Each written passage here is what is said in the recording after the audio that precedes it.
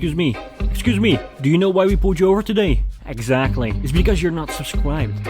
So you better fix that right now, or we're gonna have to take you in! What the hell is going on here? Thank you very much. Sorry. Something happened there. Anyways. What were we talking about? Oh yeah, slipping dates. Insane. Insane. And especially now, with this chip shortage, I'm not sure what's going to happen. I'm literally not. So why do other companies not get closer to the power of the to the cloud? So why do other companies not get closer to the power of the Mac? I feel like, not for the Mac. I'm not sure. There's this way of other thinking that we were talking about that in the Johnny Ive part of this live stream, right? There is one more point that I feel like is very important. If you look at most competitors from Apple, these competitors are mostly trying to reinvent the computer. Which is fine. It's amazing. The Surface Studio laptop, the Surface Laptop Studio, is insane. And they try to reinvent it, and maybe they even did it. That's fine.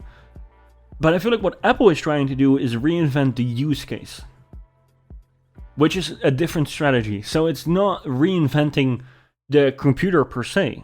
And they sometimes do that, right? Sometimes they just do that, but I feel like most of the times they're focusing on reinventing the use case for them, or at least reinventing the individual use cases. So they reimagine the use case in a way that is going to speed it up, but also just the way certain hardware has to communicate with each other to make that a different use case, or make it so much more speedy, right?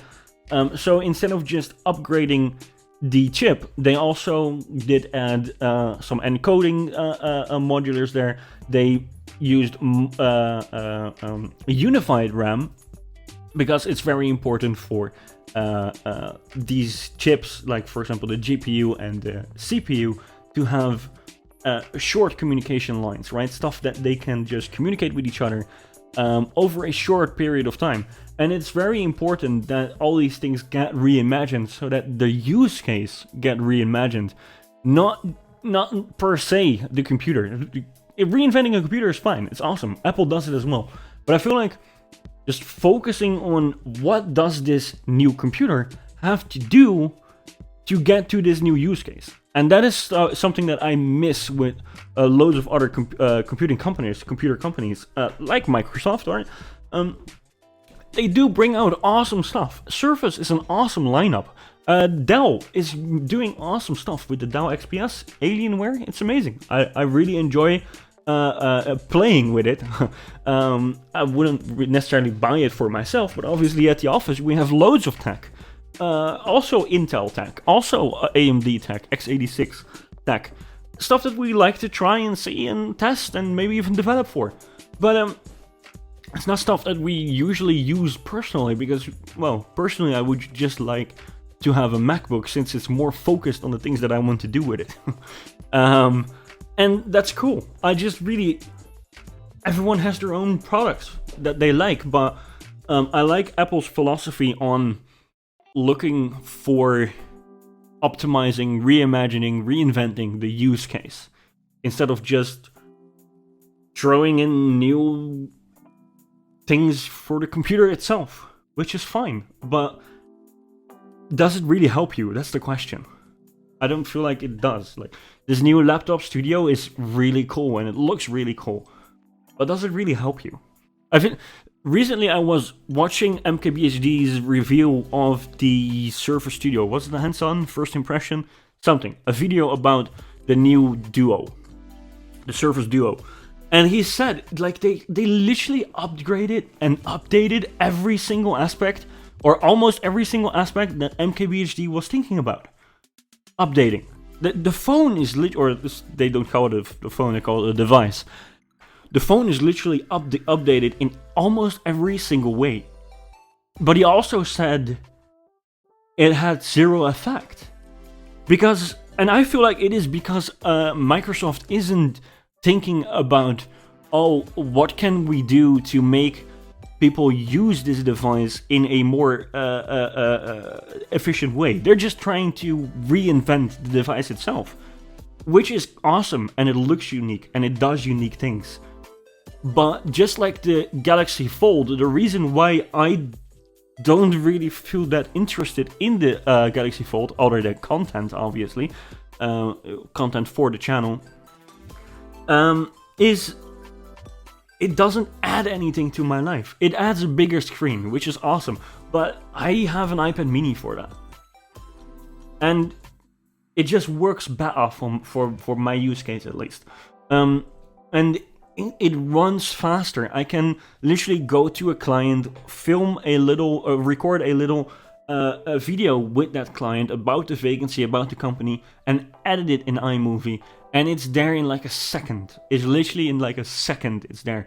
If I want some B-roll, I can pick up my iPhone, put it into an insane resolution, 4K, just run through the building, give it a little shot, give it a little smile from some co-workers, put it together and upload it. And on the way home, I'm already sending that video to candidates and showing them what the atmosphere is, how it's going, what these people are looking at, what these people are developing, whatever is going on. I'm literally one step ahead of the competition because this device is doing that for me. Obviously with the iPhone. The Fold is an amazing device and it can do so many things, but it just literally can't help me do this. I've tried with the latest Fold, the Fold 3, and it just doesn't, it's powerful, it just doesn't have the tools available. Like literally like a video editor, you have to download one from the Google Play Store or Android Market, whatever timestamp you have on your switch to iOS, or maybe you never went on Android. But what previously was called the Android Market is now Google Play Store for a really long time now, so don't worry about that. If you've been living under a rock, the Google Play Store. And it's mental to me. It's mental to me that there is no video editor on a device like that. Now, they did announce that there was going to be one, and there is some sort of editor in the Gallery app, but it's not the same. It's not the same. It just doesn't work the same. It just gives me the feeling that it is just aimed toward other people, not me. It's not reinventing the use case. It's just reinventing the phone. And reinventing the phone is not something I'm interested in. Like, you can reinvent everything over and over again. I wouldn't care. So, there's a very long response to that. I hope you enjoyed that.